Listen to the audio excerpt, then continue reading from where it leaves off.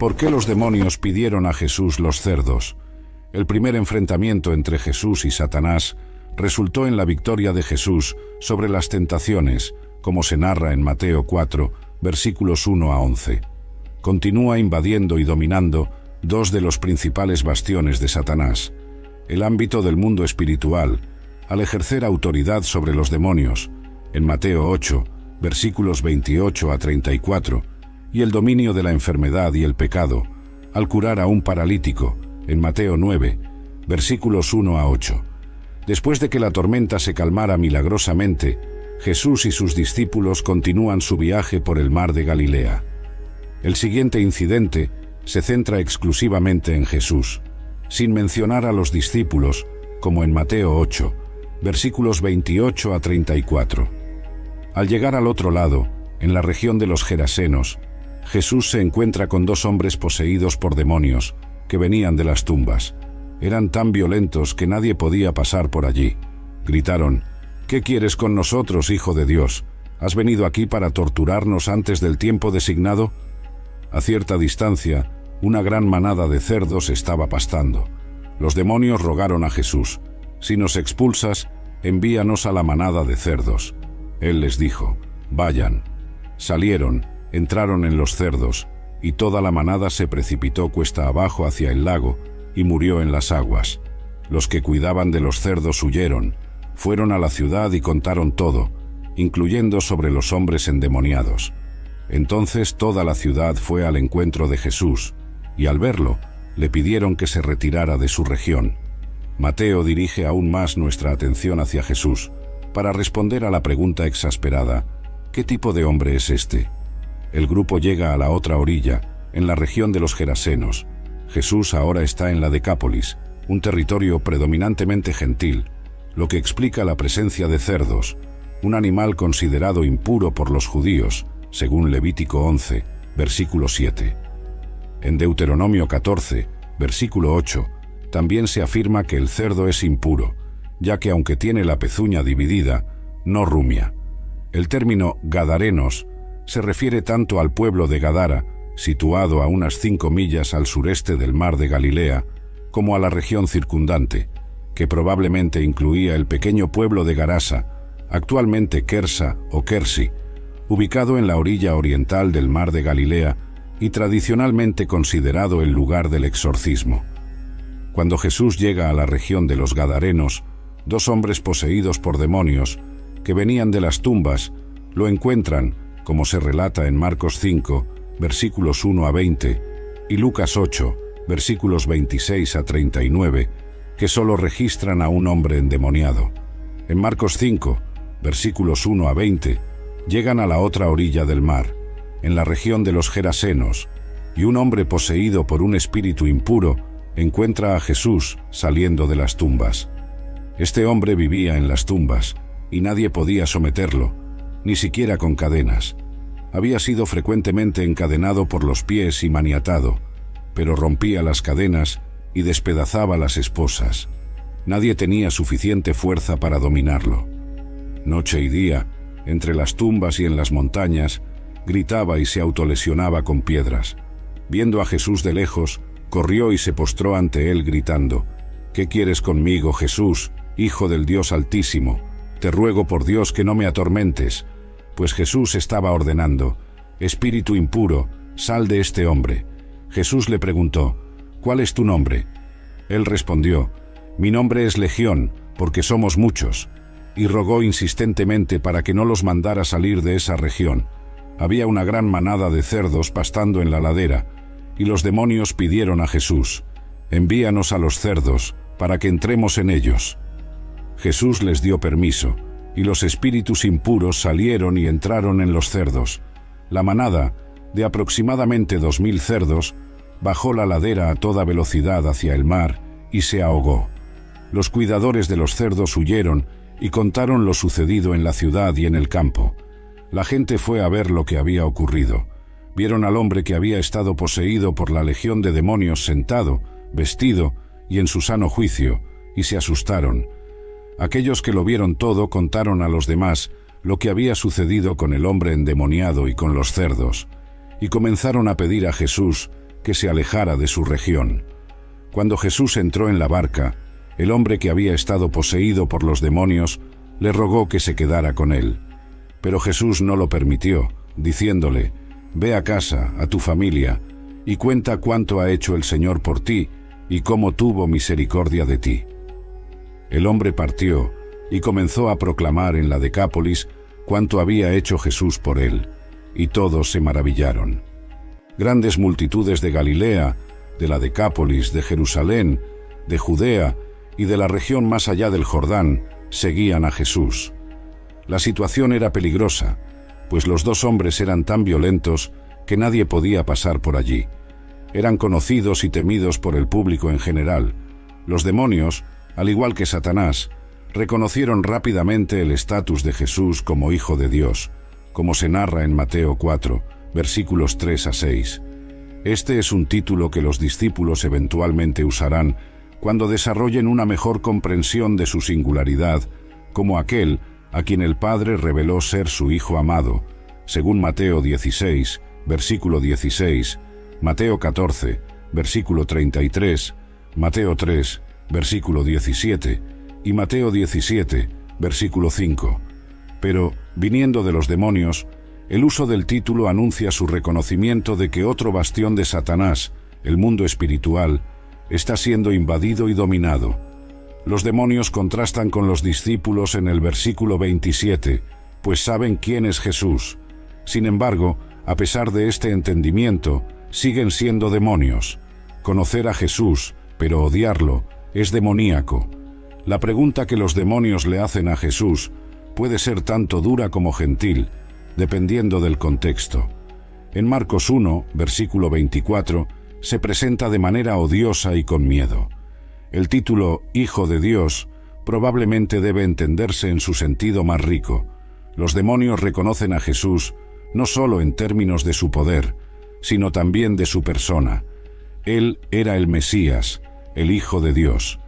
La segunda pregunta indica que las huestes demoníacas serán torturadas y rechazadas eternamente, como en Judas 6. Al hacer la pregunta, reconocen que Jesús es aquel que realizará ese deber judicial en el tiempo designado, confirmando así el significado completo de Hijo de Dios. El hecho de que Jesús esté limitando la actividad de ellos antes del tiempo definido indica que la expulsión de demonios por Jesús era una señal de que el reino se estaba acercando. Estos demonios parecen estar bien conscientes de un tiempo predeterminado para el juicio de las tropas de Satanás. «¿Qué quieres con nosotros, Hijo de Dios?», gritan. «¿Has venido aquí para torturarnos antes de la hora?». Esto preanuncia la llegada del reino, así como la invasión y conquista de los bastiones de Satanás, a pesar del hecho de que la hora del juicio final espera el retorno de Jesús en gloria, como en Mateo 4, versículo 17, y Mateo 12, versículos 28 a 34. Los demonios ruegan a Jesús que acepte su propuesta, lo cual él hace. Después de recibir permiso de Jesús, los demonios abandonan a los hombres y entran en la manada de cerdos. Cuando los demonios entraron en la manada, los cerdos enloquecieron y se arrojaron de un acantilado al mar de Galilea. Irónicamente, el intento de los demonios de evitar el castigo eterno llevó a la destrucción de sus huéspedes terrenales. Jesús no tenía razón para no aceptar su propuesta, ya que esto servía a sus objetivos. Primero, resultó en la liberación de los hombres de los demonios. Segundo, los cerdos eran criaturas impuras según la tradición judía, por lo tanto, un emblema adecuado y un refugio seguro para los demonios. Tercero, aceptar la propuesta de ellos no alteraba el destino final de los demonios en el día del juicio. Por lo tanto, Jesús aceptó su propuesta, ya que los demonios estaban, esencialmente, haciendo el trabajo de Jesús por él. Más importante aún, Jesús no estaba cometiendo pecado al aceptar la sugerencia de los demonios. Por otro lado, el encuentro de Jesús con Satanás en el desierto fue completamente diferente. Si Jesús cediera a las peticiones de Satanás, sería llevado a la desobediencia. Como resultado, Jesús reprendió a Satanás con las Escrituras y se negó a ceder a las demandas de Satanás. Esta es la principal distinción entre los dos casos. La petición de los demonios en Mateo 8 no llevó a Jesús a pecar, mientras que las demandas de Satanás sobre Jesús estaban diseñadas para llevarlo al pecado.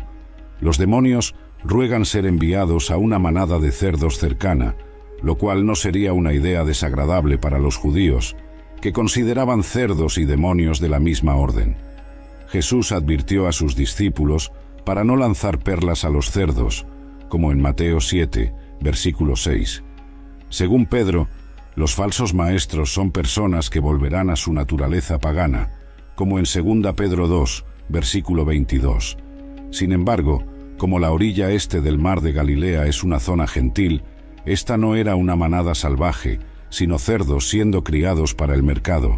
Sus propietarios quedarían devastados si perdieran esa enorme manada, que Marcos estima en alrededor de 2000, en Marcos 5, versículo 13. El pedido de los demonios para entrar en los cerdos tiene un propósito adicionalmente mortal. Los demonios son conocidos por infligir daño y agonía a la creación de Dios y hacen todo lo posible para alimentar la hostilidad contra Jesús y su invasión del bastión de Satanás, como en Mateo 17, versículos 14 a 20. La destrucción de los cerdos lleva a los gentiles de la región a pedir a Jesús que se retire, como en Mateo 8, versículo 34. Esta respuesta es un triste comentario sobre la perversión de sus valores, pues se esperaría que se alegraran con una victoria sobre los demonios de Satanás. Pero, como afirma un comentarista, a lo largo de los siglos, el mundo ha rechazado a Jesús porque prefiere los cerdos. Jesús no destruye los demonios. En lugar de eso, permite que el mal siga su curso en este mundo hasta el día en que todo será corregido.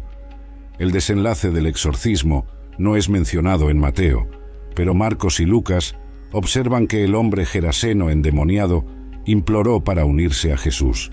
Sin embargo, Jesús lo instruye a volver a casa y contar a su familia y amigos cuánto Dios hizo por él, como en Lucas 8, versículos 38 a 39, y Marcos 5, versículos 18 a 19.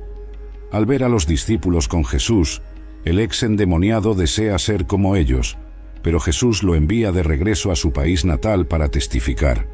En cierto sentido, los 12 serían pescadores de hombres, pero, entre su propio pueblo, ese gentil, ahora seguidor de Jesús, sería un pescador de hombres. Sin embargo, a la luz de los versículos 33 y 34, la pérdida de la manada se convierte en un medio para exponer los verdaderos valores de las personas de la zona. Prefieren porcos a personas y cerdos al Salvador, como en Mateo 8, versículo 34. Este versículo revela el carácter pecaminoso de la humanidad. Jesús acaba de expulsar demonios de 2 hombres y enviar los espíritus malignos a una manada de cerdos, que se precipitó en dirección a un precipicio y dentro del mar, donde se ahogaron. Cuando los pastores contaron lo que sucedió a los individuos de la ciudad cercana, toda la comunidad se enfureció con el Salvador. ¿Cuál era el principal problema de ellos? Era la posible caída en la economía y la pérdida de negocios. Estaban más preocupados por su bienestar económico que por su salud espiritual. Cuando vieron a Jesús acercándose a la ciudad, le pidieron que se retirara. Desafortunadamente, somos culpables del mismo error. Nos acostumbramos a vivir con el pecado y no queremos pensar en Dios eliminándolo, especialmente si eso significa la pérdida de placeres percibidos o ingresos. Pero aferrarse al pecado es una de las cosas más tóxicas que podemos hacer. El final de esta historia es significativo en su significado total.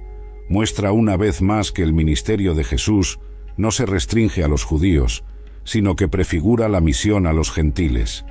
También muestra que la oposición a Jesús no es exclusivamente judía. En ese sentido, confirma que los opositores en Mateo no son elegidos en función de la raza, sino de acuerdo con su respuesta a Jesús. La reflexión sobre nuestra propensión al pecado y la resistencia a permitir que Dios lo remueva, especialmente cuando implica la pérdida de placeres o ingresos, está profundamente fundamentada en las Escrituras. La Biblia a menudo aborda el conflicto entre los deseos terrenales y la obediencia a Dios. En Mateo 6, versículos 19 a 24, Jesús habla sobre la imposibilidad de servir a dos señores, enfatizando que no podemos servir tanto a Dios como a las riquezas. Esta enseñanza resalta la idea de que la lealtad al pecado y la búsqueda de ganancias materiales pueden alejarnos de Dios. La historia de los Gadarenos, donde los lugareños prefieren su economía basada en cerdos a Jesús, ilustra un patrón recurrente en las Escrituras, donde las personas a menudo eligen intereses mundanos en detrimento de lo que es espiritualmente correcto. En Romanos 12, versículos 1 y 2, Pablo exhorta a los cristianos a no conformarse con el patrón de este mundo, sino a ser transformados mediante la renovación de sus mentes para que puedan discernir la voluntad de Dios. Esto sugiere que la resistencia al pecado y la transformación espiritual son fundamentales para la fe cristiana. El ministerio de Jesús, que se extiende a los gentiles, es un tema central en el Nuevo Testamento. Efesios 2, versículos 11 a 18, discute cómo Cristo eliminó la barrera entre judíos y gentiles, creando en sí mismo un nuevo pueblo. Esta inclusión de los gentiles en la promesa de salvación refleja la universalidad del amor y la misericordia de Dios. Esto refuerza la idea de que la oposición a Jesús y su mensaje no se basa en etnia o origen cultural, sino en la disposición del corazón para responder a él. La narrativa en Mateo también destaca que la oposición a Jesús trasciende barreras raciales y culturales. En los Hechos de los Apóstoles vemos que el Evangelio se extiende más allá de las fronteras judías, llegando a diversas culturas y pueblos. En Hechos 10, por ejemplo, Pedro tiene una visión que le lleva a comprender que el Evangelio es para todos, no solo para los judíos. Esto demuestra que el mensaje de Jesús es inclusivo, llamando a todas las personas, independientemente de su origen, a arrepentirse y volver a Dios. Por lo tanto, el episodio de los Gadarenos y las lecciones posteriores destacan un principio clave del cristianismo. La salvación y la verdad de Dios están abiertas a todos, y el verdadero obstáculo es la reticencia humana a abandonar el pecado y seguir a Cristo. Esta verdad desafía a los seguidores de Cristo a examinar sus propias vidas, prioridades y lealtades, alineándolas con las enseñanzas y el ejemplo de Jesús. En conclusión, nuestra pregunta del día es: ¿cuándo sentiste la presencia de Dios por primera vez? Comenta abajo y suscríbete al canal. Siéntete libre de ver otros videos del canal. Que Dios te bendiga.